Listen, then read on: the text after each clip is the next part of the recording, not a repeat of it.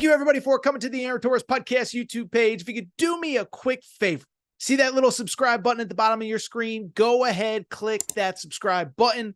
Really does help our channel grow, our audience grow, and I really do appreciate it more than you know. So click that subscribe button. Appreciate your support. Now, here's the video that you came here for. Crew behind us, putting a bow a little bit on the 2025-26 season. 2024-2025 season, and we're going to do the same. Florida is your national champions. We just talked about 20 minutes for the game. I just want to take a moment and say this. As we look back on the 2024-2025 season, I want to say something that I don't know that I have ever said before, but I truly believe it. I don't think it's because I'm a college hoops homer. I believe college basketball is in about as good of a shape as it has been probably since like the early to mid 1990s. I think it's going to have a revolution. And I think this Final Four was a metaphor for how great this sport is and how great it can continue to be. By the way, shout out to all the cleaning crew that's busting their butt behind the scenes here to get this place cleaned up after 68,000 people were in San Antonio.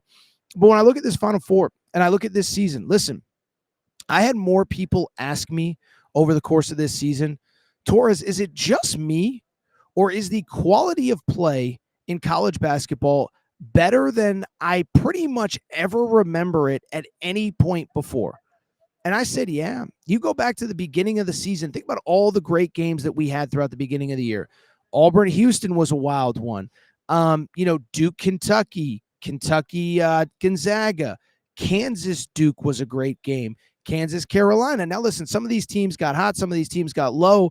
And think about the games that we saw towards the end of the year and the quality of play we saw in the SEC, in the Big 12. You think about, I go back to that BYU Iowa State game. I go back to the Arizona BYU game that came down to a questionable call. The basketball was great. And what I will say is, I think the thing that is maybe the most frustrating for the fans, and by the way, coaches too, and I think it's justifiable, the transfer portal and NIL, I think is actually helping this sport become a better product than we've ever seen before. First of all, let me say this. Transfer portal speaks for itself. Listen, you guys eat up transfer portal content, okay? So don't tell me you might hate it, but you watch it every single day. We were doing transfer portal content 2 hours before tip-off today because Ian Jackson hit the portal and you guys demanded details and answers. NIL is not great. It's not in a perfect spot.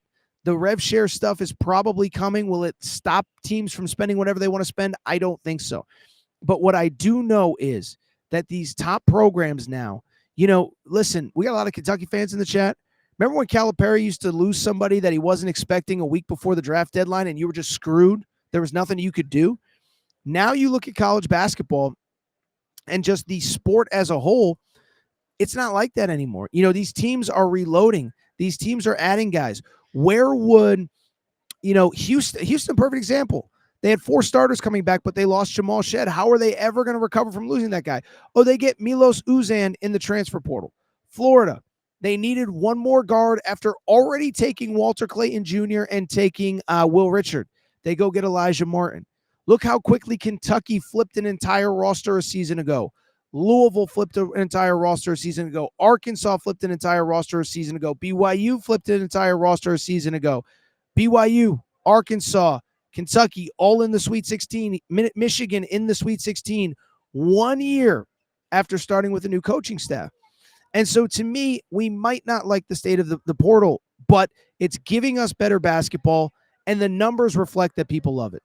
We saw that the Saturday night Final Four games were the highest rated games since 2017. So basically a decade, highest rated games. And it wasn't just because Duke and Houston were because Duke was in the late semifinal, because Houston was their opponent. Houston, I'm sorry. They had a great crowd tonight. That's not the biggest basketball brand you could have. Auburn and Florida, great institutions. All their alums should be proud. Florida fans, you just won yourself a natty.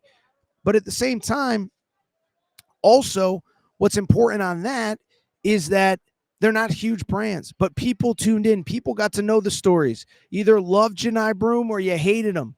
but you watched by the end of the tournament. And I think that shoulder injury or whatever it was against, Michigan State was one of the defining moments. You got to know the Todd Golden Florida story. You got to know the Kelvin Sampson story. You got to see Houston win one of the craziest games that you will ever see in college basketball history. You got to see Florida win one of the craziest games you've ever seen in college basketball history. But I think this tournament was a metaphor for how good this sport has now become at the top. I mentioned it off the top, but think about how many games a team blew a late lead because dudes were just making plays. Arkansas versus Texas Tech. Arkansas had that one. Texas Tech rallies. Texas Tech hasn't won against Florida. Florida rallies. By the way, Duke hasn't won against Houston. Houston rally. It's because the quality of play is better, because the sport is older, and I don't think that's changing. Listen, you're always going to have one and done guys. You're always going to have guys want to go to the NBA. You're going to have some guys that just don't want to be in school. But for the most part, listen, kids are coming back. The money in college is better. Listen, I know NIL isn't perfect, but for probably, I would guess, 99% of draft eligible players, the money is actually better in college. Now, if you're Cooper Flagg, you got to go. If you're Dylan Harper from Rutgers, you got to go. But if you're not like a top 5 pick, you're at least thinking about it. By the way, we're recording here at 11:54 Central Time, 12:54 Eastern. Yegor Demmin, the BYU star, is making his announcement tomorrow. There's buzz out of Provo. I haven't talked to anybody. I can't confirm it. He might be coming back because he's like, if I'm going to be a top 15, top 20 pick, why don't I come back and try to be a top 5 pick next year? You look at some of these other teams and these guys, I just put together a way too early top 25. Some of the teams that we're going to have in college basketball next year, and it's thanks to the portal. Louisville has completely restocked. They're awesome because of the portal. Whatever. I'm just trying to think of my top 25. But then the counter to that is that now, because of NIL, it's keeping really good players in college basketball. We'll see about Yegor Demmin, but it's at least possible. It wouldn't have even been possible a year ago. 5 years ago. Arkansas, we're waiting on DJ Wagner. We're waiting on Carter Knox. We're waiting on Billy Richmond. We're waiting on Trevin Brazile. We might not get an answer. All 4 of them might not come back to Arkansas. One might just say, you know what, it's time for me to go pro. One might decide to transfer, whatever. But they're all at least thinking about coming back to college in Arkansas specifically because the NIL money is so good. And so you look at the state of college basketball, and then you look at the fact that, again, in my opinion, the quality of play has improved. The players are now staying. I know the portal isn't perfect, but interest is there. And I just think this sport is in the middle of a boom. And by the way, the best teams are still going to be great. Duke ain't going to anybody next year. They were actually my preseason number 1 in my way too early top 25. Indiana, I think, is on an uptick. UConn, they're going to be back to being the Big East favorites next year. That's just a fact. Deal with it. Kansas, we'll see if they can build around Darren Peterson. But I'm just sitting here saying, I just think this sport is in such a great place, and I think we should celebrate it. I think we should appreciate it, and I think we should enjoy it.